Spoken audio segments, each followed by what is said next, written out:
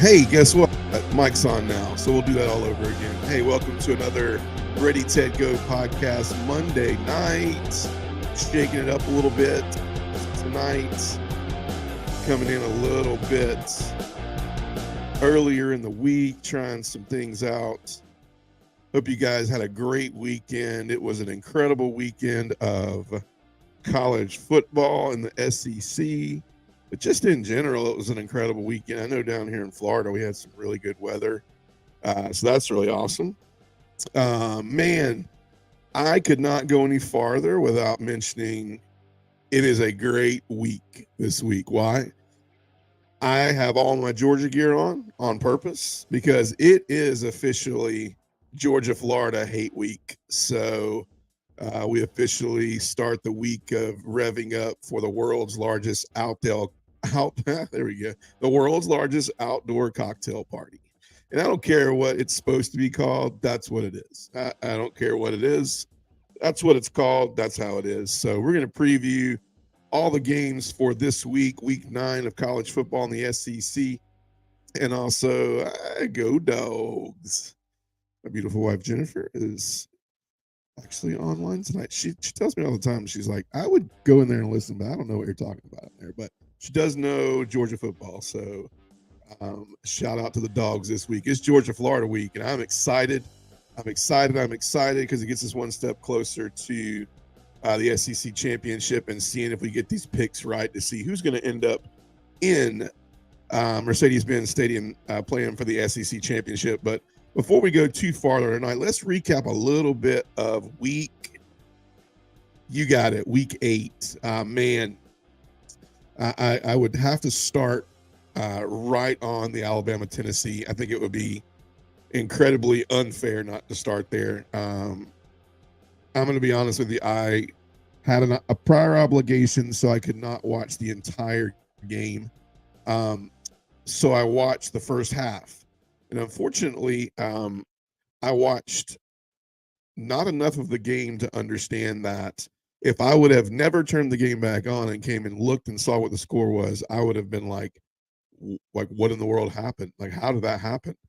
I did go back and watch the replay of the second half. I got to catch the last, maybe 3-4 minutes of the game, but it was over. I mean, 34-20 Alabama. They cover. I picked Alabama. Only lost one game this week. Actually, no, I'm sorry. I lost 2. It's freaking Mississippi State. Arkansas. My bad. They lost their offensive coordinator from it though. But so lost 2 games this week. But I picked Alabama to cover, and they did. Definitely helped a lot of teams out in the East. It definitely made the East just wide open now. I mean, the East is now turning into look like the West, besides Georgia right now, of course. And we're going to see what Georgia looks like in the next 3 games and what they're really made out of with missing Brock Bowers for hopefully just 2 to 3 games.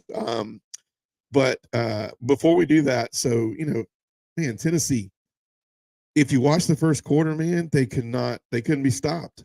I mean, I looked at the Alabama defense and I went, man, this is a team that has been built off of their defense the last 4 to 5 games. Like, it's really been a team that you look and you go, man, the defense is still there. Offense is getting there. Like, it's getting there. I don't think, it's one of those things that reminds me like with Kirby Smart. It's like, I wonder what that halftime talk looked like from Nick Saban, because they went in down 20-7. And then next thing you know, man, Tennessee didn't score. They didn't even score. They did not run the ball effectively in the second half. They didn't pass the ball effectively in the second half. Joe Milton couldn't even stand upright for most of the second half. The offensive line that was so dominant the first half didn't exist. I remember watching one play where they handed the ball off to the running back from Tennessee and Cooper Mays, man. Is it Cooper Mays? Cade Mays' brother. Anyways, kid's huge, man. He's a great NFL prospect, man. They just talked about how the middle interior of that line was just manhandling Alabama, and they were. And you look at Saban, and he's the king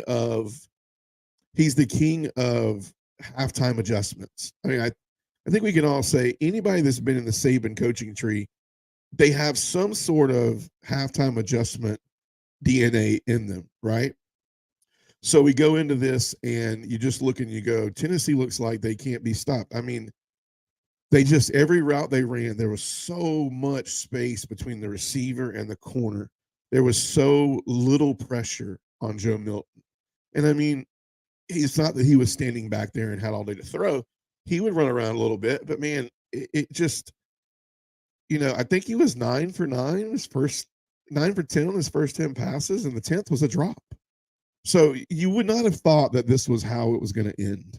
You really didn't think this was how it was going to end. And I'll be honest with you, um, Alabama's offense obviously showed up the third and fourth quarter. I did see the third quarter touchdown um, that was thrown, and from there I was like, this gets interesting. It's 20-14. Alabama gets some momentum. They're at home. Here comes Bryant Denny Stadium, and I was like, okay, this has a chance, right? Because they're at home, they're at night, and sure enough, I didn't get to see the rest of it, but I looked at it and I said this could get weird really quick. But if you watch the first half, you're like, I have no idea what's going on. Did Jalen Milroe look incredible? Nope. I think they finally did a great job. Tommy Reese finally did a good job of putting him in a situation where he could flourish. They gave him some RPO, but they didn't make him the only eye candy back there. Jace McClellan ran the ball incredibly well, incredibly well.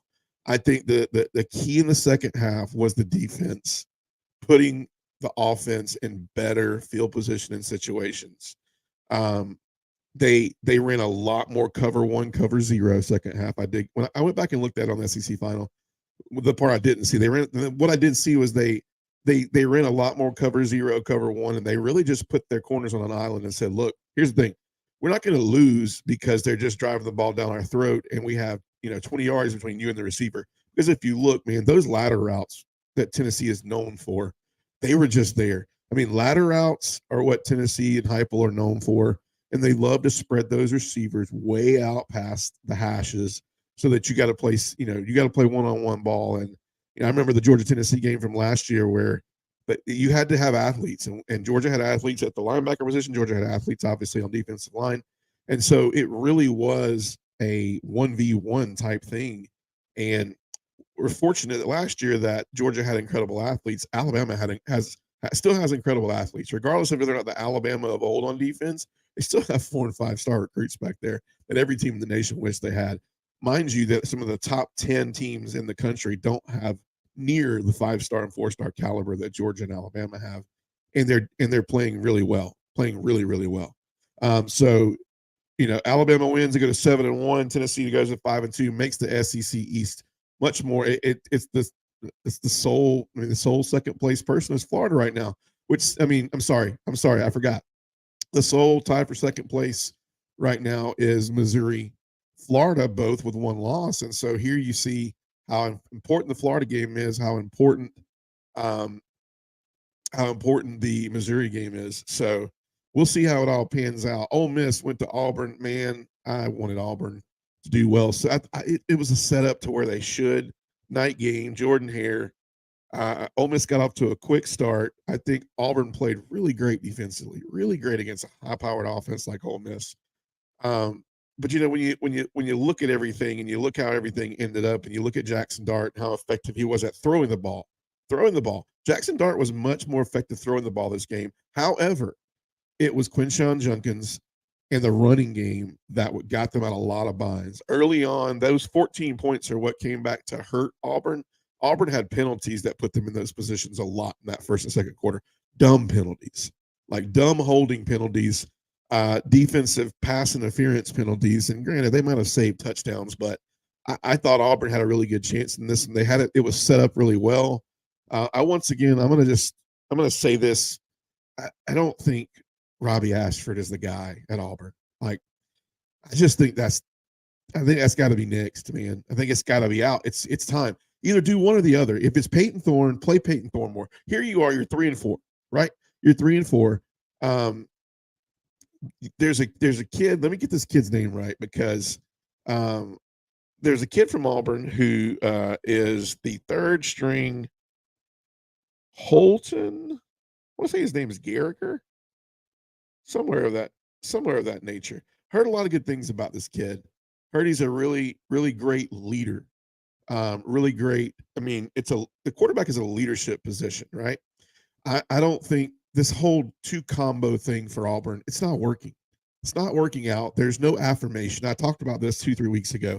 If Auburn wants to do anything and turn their season around and win this year and go to a bowl, they got to stop right now. They got to stop with this two quarterback system.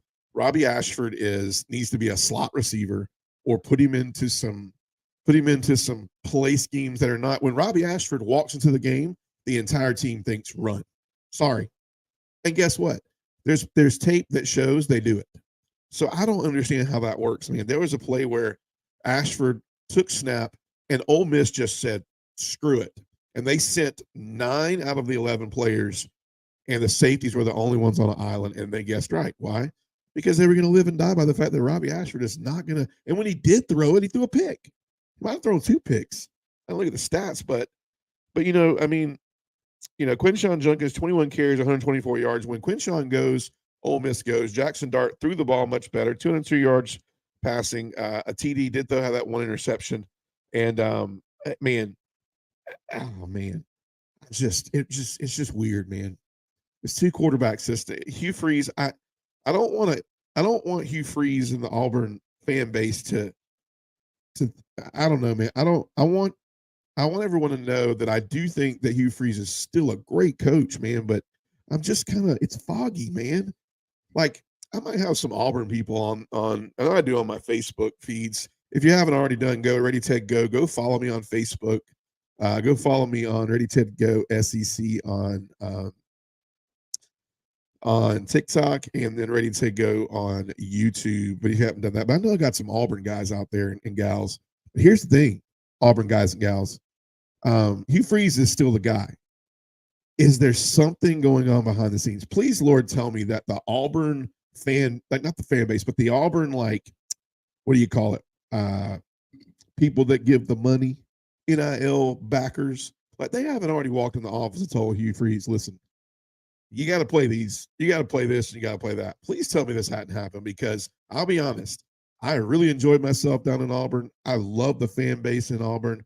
Don't get me wrong, I've been a Georgia Auburn, like, I don't know, somewhat hater. I mean, it's what it is. It's rivalry, right? But still, I grew really fond of Auburn when I was there. The fan base is incredible, incredibly classy people that I came across. I feel like they have a lot going for them. They have facilities plans coming out the wazoo for the future, and they have their coach. But like, these donors got to get out of the way, man. Get out of the way and let Hugh Freeze do his thing. If that's not Hugh Freeze and it's the donors, they got to get out of the way, man, because Ashford is not QB1. Thorne is your only help this year, but at 3-4 this year, you might as well try this Holton Gallagher guy out. I hope I'm pronouncing his name right. I don't have all my stats up and everything. Yeah, man, it's crazy, Adam. It's crazy. Adam Fisher says, as good as an offensive mind. I think I could put these comments up, by the way. Bow. Yeah, look at there. Dude, as good as an offensive mind as he is, I don't believe he's running a 2 quarterback system. Exactly. What is they lined up a couple times and just ran student body left with the quarterback. Some of you guys are probably like, student body there. That was from like NCAA college football on PlayStation 2.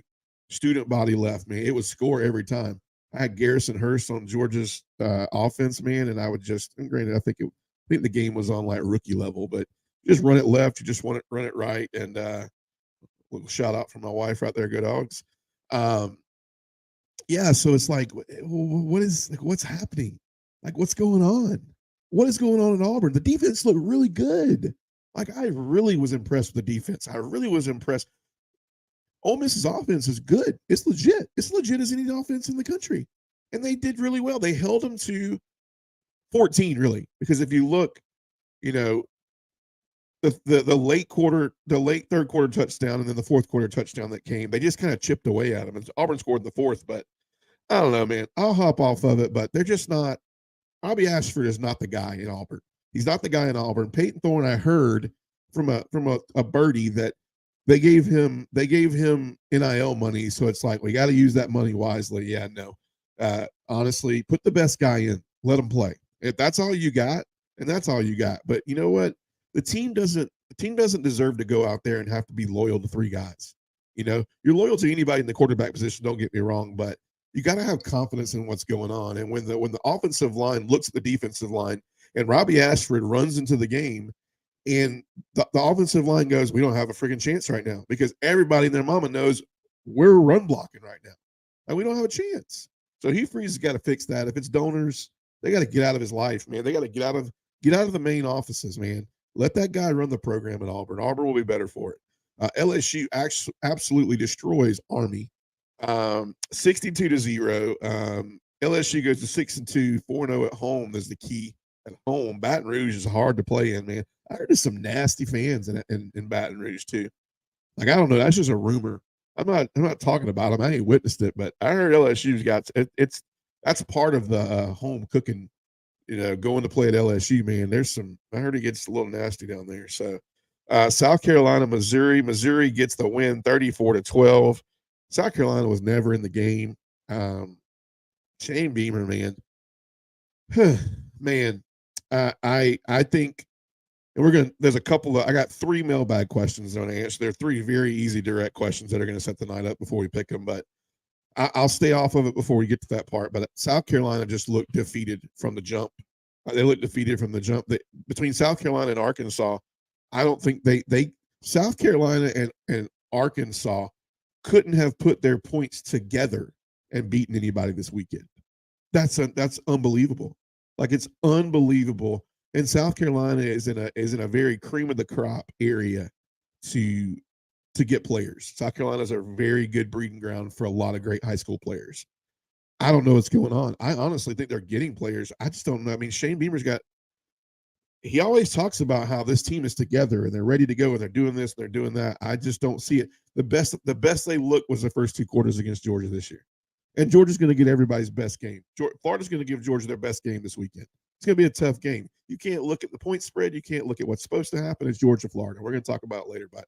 And then the final, Mississippi State, Arkansas. Oh, man, this was one of my losses. I picked Arkansas on this one. Arkansas home, KJ Jefferson. I picked him to bounce back, man. Poor guy, man. The offensive line is terrible, and I don't get that because it's Pittman's baby. And then Dan Enos, man, that guy can't. I saw where he got fired. Did he get fired? I'm running the podcast, so it's like I should know that, but rumor is that Dan Enos is gone and some other offensive staff. Whether if that's kind of the push from the front office for Pittman to get a few more games before they can him, he got the boot. Yeah, thanks. I thought it was, but sometimes you see these things and they're these Arkansas fan base that are going what they wish would happen. So Enos needed to go. I think 2 weeks ago I talked about Enos in his hot seat. His seat was cooking, man. It was on high. It was cooking. It was boiling. But I think also Dan Enos was to save Pittman a few more games. I think Pittman knows if he has a guy come in, they look a little bit better on offense. Things look a little bit better. They turn around. He gets another year. If it keeps going downhill, man, Pittman's on the hot seat, and that's one of my mailbag questions tonight. So we'll stop there. So really, really competitive weekend. Not a lot of games in the SEC this weekend. There was just those 5 games, and one of those was out of conference play. LSU playing Army. And so as we look forward towards week 9 of college football, I want to pose a couple questions before we pick the games tonight. 3 mailbag questions. The first mailbag question is now that we are in week 9 and we are right past that midway point in the season, right? And you look at 3 major teams having the most problems right now is part A. So who are the 3 teams that are having the most problems? And that doesn't, I'm going to be honest with you, I'm not including Vandy in this. I'm just not. I mean, I don't think Vandy's not very competitive this year. Okay. So who are our 3 teams that's having the most problems? And here's my 3 right here, and then we'll talk about it. So number 1, let's go 3-1, right? Let's go 3-1. I think South Carolina is 3 for me. South Carolina's 3 for me, and there's 2 really good ones above it. But in my opinion, South Carolina has extreme talent. You got Spencer Rattler, who was supposed to be coming back this year, number 1, to improve his draft status, and number 2, to vie for an SEC championship in the East because they had the pieces. They went out, they got offensive linemen in the portal. They went out, they got defensive backs in the portal. They were setting themselves up for a big 2023-2024 year. Shane Beamer's coming into year 3 or 4. It's supposed to be rocking and rolling. We got a new offensive coordinator. You got Rattler. You got an offensive line. He's going to run around. He's going to sling it around. And here's where we're at. I don't know, but I said years ago that Beamer is a really great recruiter. He was a really and I like Shane Beamer. He was at Georgia.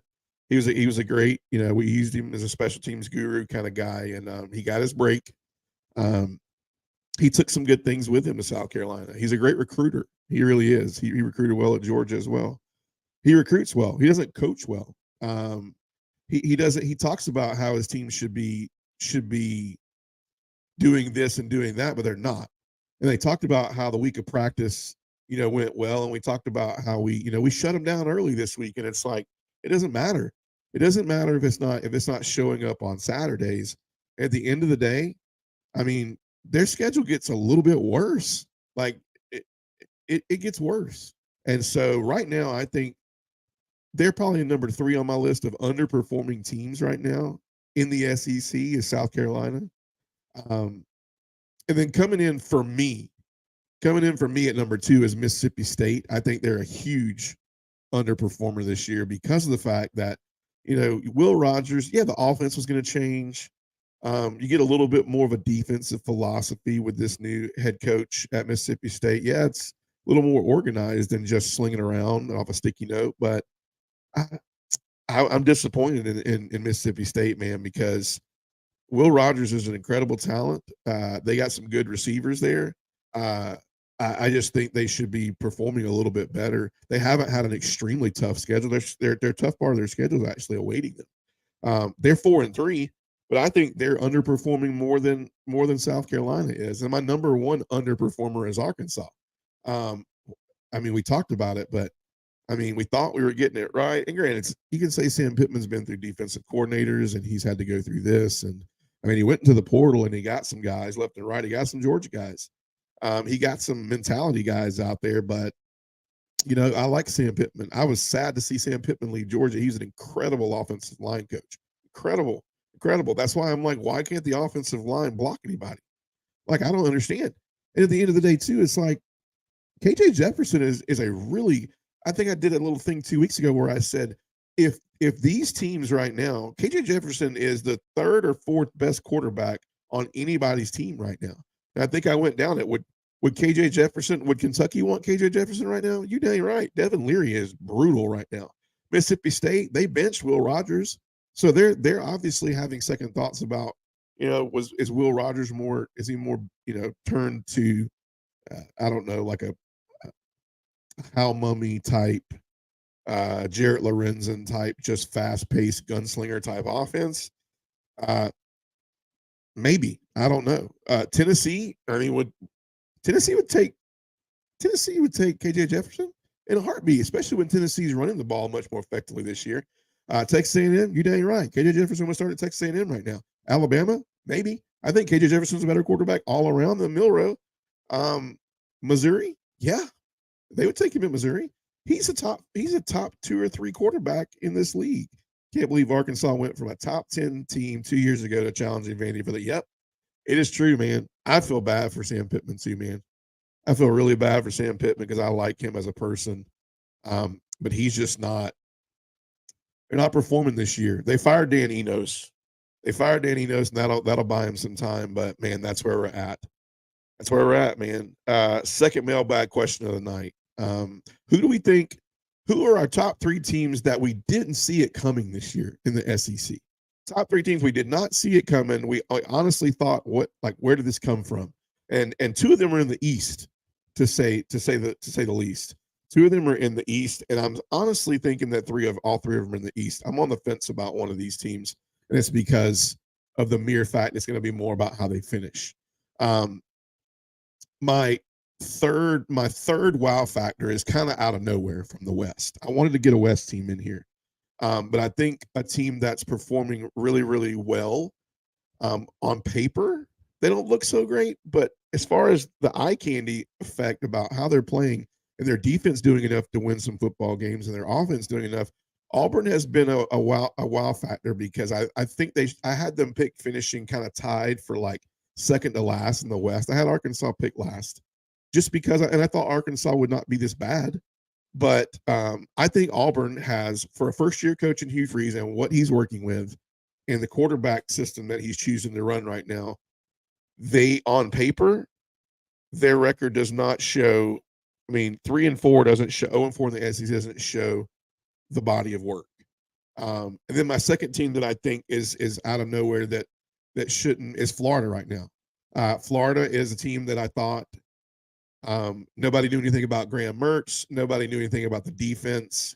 Nobody really knew anything about Billy Napier and what he was going to do this year and his style of coaching and his style of play and how Florida was going to look this year after they went to the portal. They had a little bit better recruiting year. Florida, Graham Mertz has been solid enough. The running game has been really good for Florida. They will be tested in the running game this week. And the funny thing is Kentucky tested them on offense with the running game to their defense. And then, in my humble opinion, Kentucky's defense couldn't stop a soul as far as the running games. They just couldn't put any points on the board. Like Florida actually did get some good runs. They just couldn't capitalize and run it effectively when they needed to. So it will definitely open the exposure for Georgia and Florida this week, and we'll talk about it as we predicted. But that's my second best wow team. And then my first one out of the West is Missouri. Missouri's been a wow factor. You didn't know that Brady Cook was going to come on and be that strong of a quarterback this year. Luther Burden has always been talked about as a great talent for Missouri. I wish he would have came to Georgia. Sidebar. He should have come to Georgia. But I guess these are the times that he's looking at himself going, this is why I went to Missouri. And so, I always, many of you might know I live in Florida. So we come back up to a Georgia game every year.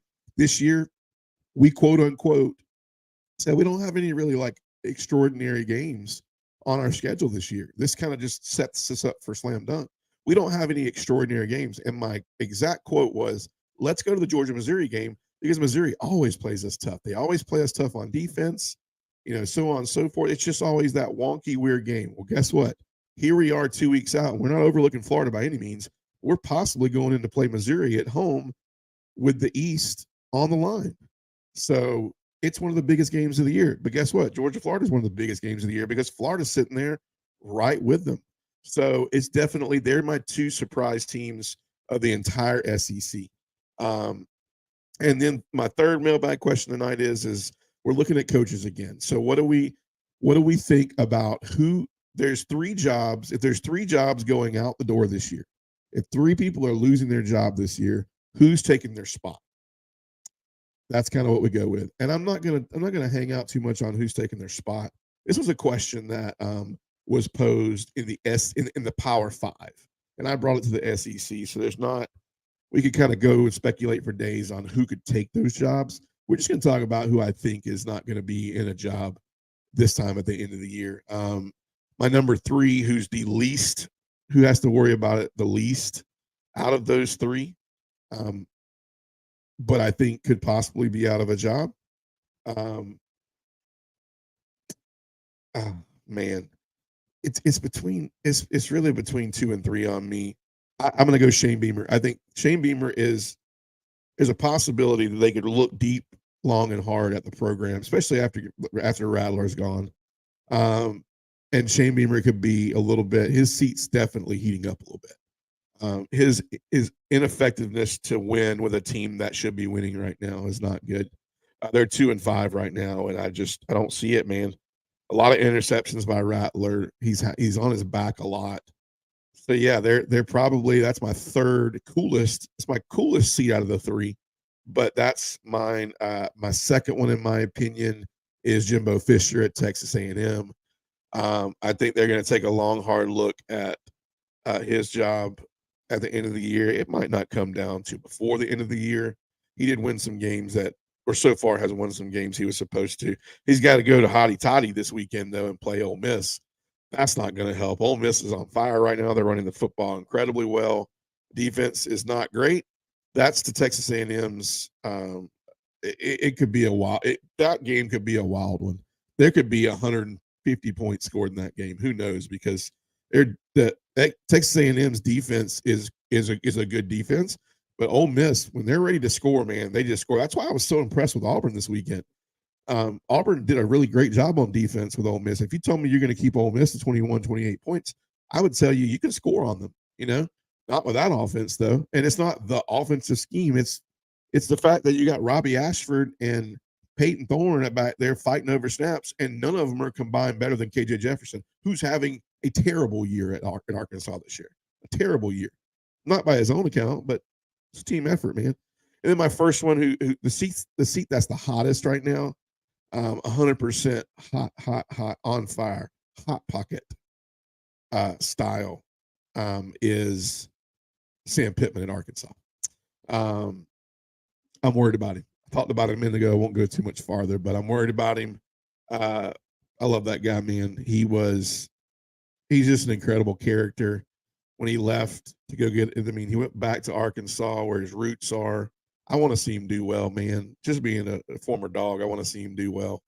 But he's definitely, it's hot. It's hot. Let's look forward, though. Let's push forward, man. Week 9. I also said it's hotty-toddy this weekend. It's not hotty-toddy this weekend. It's South Carolina. It takes St. M, so they get to survive one more weekend without any scares. So top games on the docket this weekend. 7:30 game, backwards to forward. 7:30 game, Vanderbilt, Ole Miss at Ole Miss. 7 o'clock game, Tennessee at Kentucky. I would tell you that game would be bigger than it really is right now. But, man, those are the 5 and 2s battling it out. Identical records right there. Identical records. It's at Kroger Field. I'm not going to get my pick yet, but it's going to be a pretty simple one. Mississippi State goes to Auburn this weekend. Auburn might get it. Just stop running the 2-quarterback system. Auburn can get a win this weekend. Auburn can get a win and go 4-4, get their first SEC win this weekend. We'll see what happens. South Carolina goes to Texas A&M and Georgia, Florida. So let's preview and let's pick these games really quick. Let's pick the Vanderbilt Ole Miss game. Ole Miss, we talked about it. Quinshon Judkins is coming on strong. They're running the ball incredibly well. Hill is another running back for Ole Miss that's doing incredibly well right now. That's giving them a little 1-2 punch. So I like Ole Miss. I love Ole Miss in this game. I am officially into the 10-loss mark. I had 8, and I am to 10 now. So I am 71-10 on the year. So I have broke what I wanted to do was stay into single digits, and I haven't. So I have 10. No thanks to I forgot what game I missed last week. Oh, it was Arkansas. Jeez, there you go. The Arkansas game put me at that loss, and then I picked Auburn, and no upset there. That was my upset pick of the week. This is a lot for me though. Ole Miss wins this game easy. Point spread is 25.5. They'll probably win by 65.5. Hotty Toddy will go to 7-1, 3-1, and coming down the path, man. They're steamrolling down the path to Athens. Steamrolling. Georgia's got they got a gauntlet, man. It ain't little. It's a gauntlet. We saw it coming. I have no idea what these people. We're going to hold that thought. Tennessee, Kentucky, in Kentucky, Kroger Field. Tennessee's a 4-point favorite. That's not even true. Like, is that real? Has anybody seen Devin Leary? Has anybody seen Devin Leary? The guy is sad this year. And this is not a bashing. I'm not coming on here to bash people, but it's like part of that is the fact that I don't know that they're running. Liam Cohen over at Kentucky is not running. It's a really cool system, but they're really relying on the run a lot. They're really relying on these tight end, pop pass, halfback, tight end screen game. It's kind of like a puzzle. It's like Liam Cohen's running this puzzle piece thing going on. It ain't working. It's not working. The run game is really good when it's good, but everybody has snuffed them out as a run team. It's a noon kickoff at Kroger. That's even worse, man. That's even worse. I'll give them night. I'll give them night or 3:30 at Kroger Field, but that place is going to be empty, man. Like, I don't see that. That place will be halfway full. Everybody, Kentucky's already moved on to basketball, in my opinion. Watch. That field is going to look like Vanderbilt at 12 noon. Tennessee goes in, wins this game. It's a win. They cover. This is 2 touchdowns. I think Tennessee pulls a Florida. Tennessee's running the ball incredibly well, and they are stopping the run, in my opinion, incredibly well. Fourth or fifth in the league in run efficiency. I'm sorry, in the SEC in run efficiency right now, right behind Texas A&M. I got Tennessee covering 2 touchdowns for me. Kroger Field. I don't know about you, but it's not one of the most daunting places to play ever. I just don't see it happening. It's going to look like Vandy. Take a picture, man. I think it's going to happen. Mississippi State goes down to Jordan Hare. Auburn, 3:30 game. SEC Nation. Whoo, man. Man, oh, man. Auburn gets a win here. They get a win here. Can I tell you why? It's because I think Hugh Freeze is going to finally figure it out, man. They're going to figure it out that Ashford is not – they got to, right? There's no way, right? There's no way they could go the entire year and keep this – I don't know what to call it, man. For the love of every Auburn fan out there, I'm just going to call it like it is. Bull crap going right now. Like, it's just bull crap. You got 2 guys, and you're putting them in there for what? Peyton Thorne has physical legs. They're not fast as Ashford, but they're fast enough. He has the arm. Can we see what a game plan would look like when Thorne is actually throwing and running the ball? Give it a shot. You're 3-4. You have no SEC wins to show for it. You should. Like, you should. I personally think if you leave Peyton Thorne in there, I can't go back to all of them, but you win a couple of those. You win a couple of those. I think you win at Ole Miss. And I think you win at Texas A&M.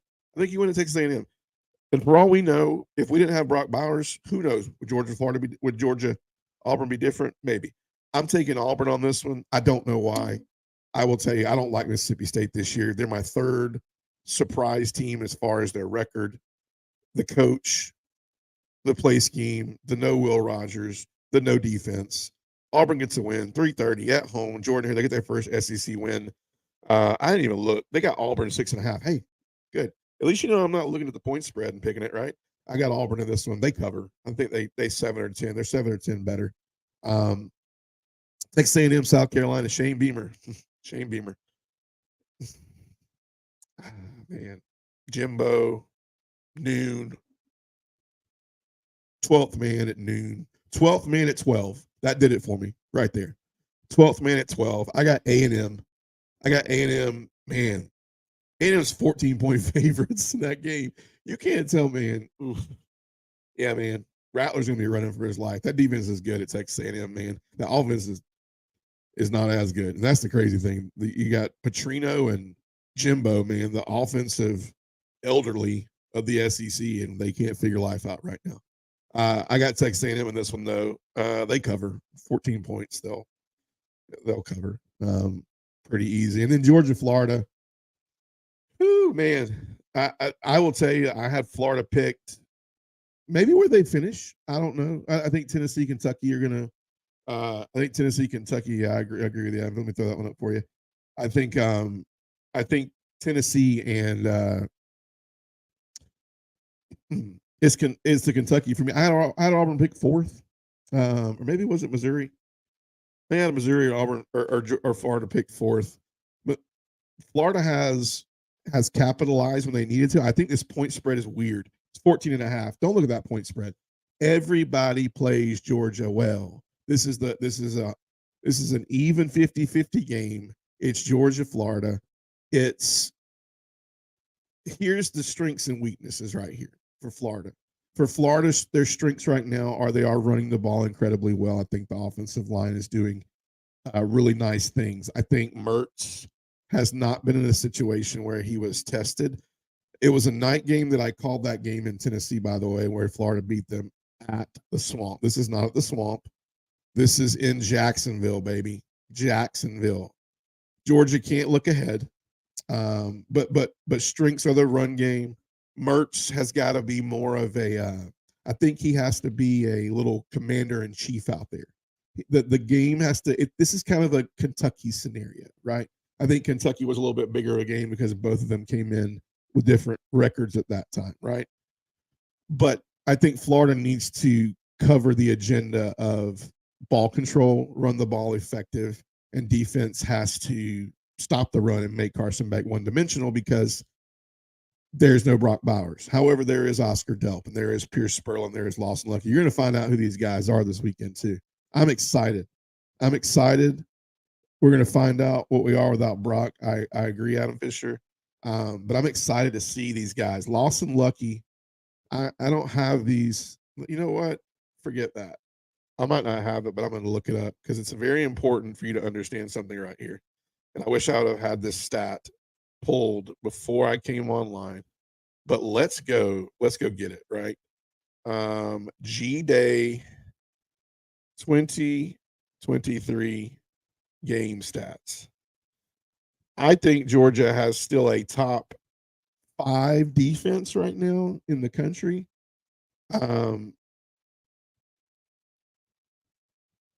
And I really think when you look at it, these players, they play against the one of the best defenses in the country every single day at practice. And the stats that came out of G-Day, and am I going to be able to find them? Official stats, Florida, Georgia, it was Dog Nation, injury news. Probably going to be able to get to it. Let's see here. So let me scroll all the way down. Sorry about the awkward pause.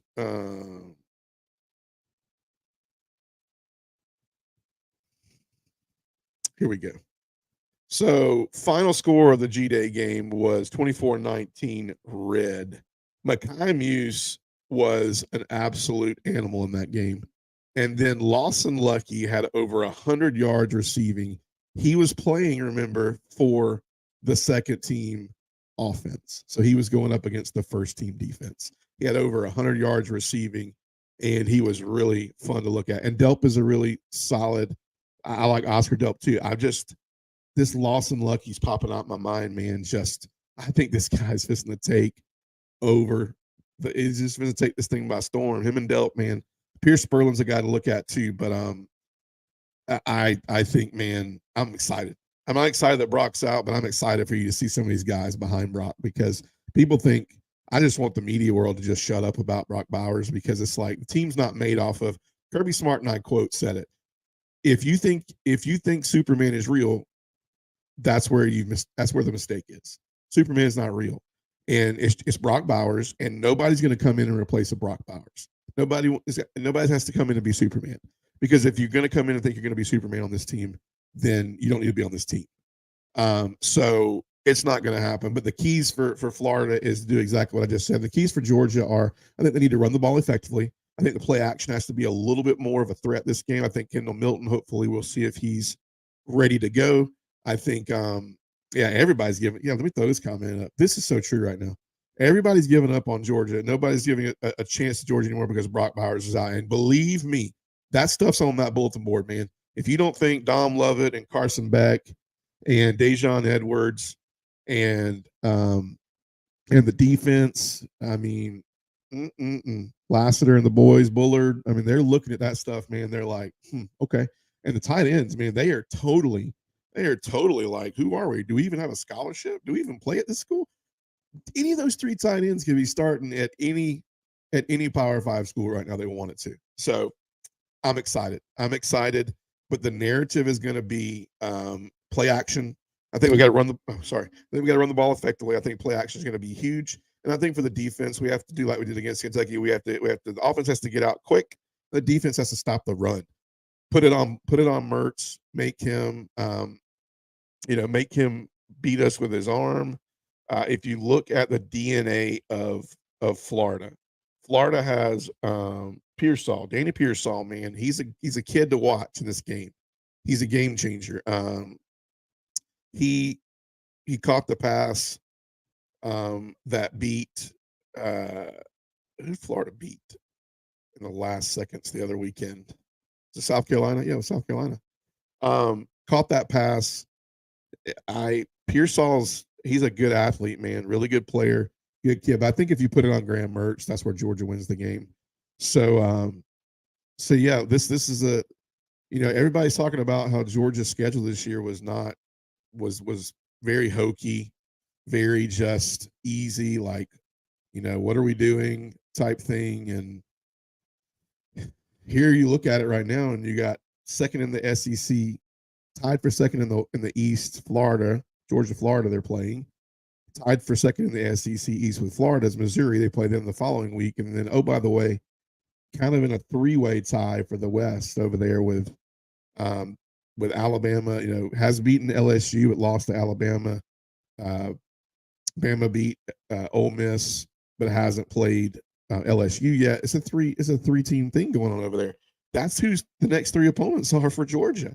So I don't want to hear this mess about. I don't really want to hear it. I think they're going to shock the world on Saturday, man, when you see this team without Brock Bowers.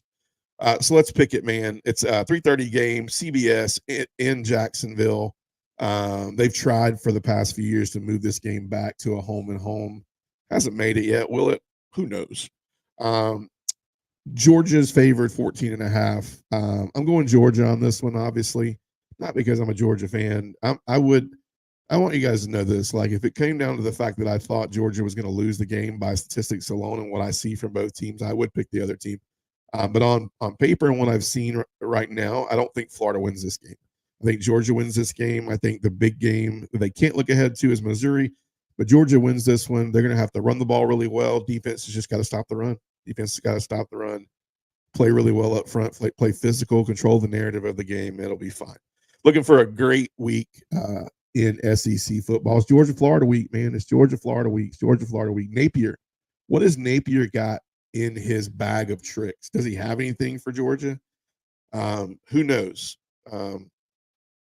Pearsall is a good athlete.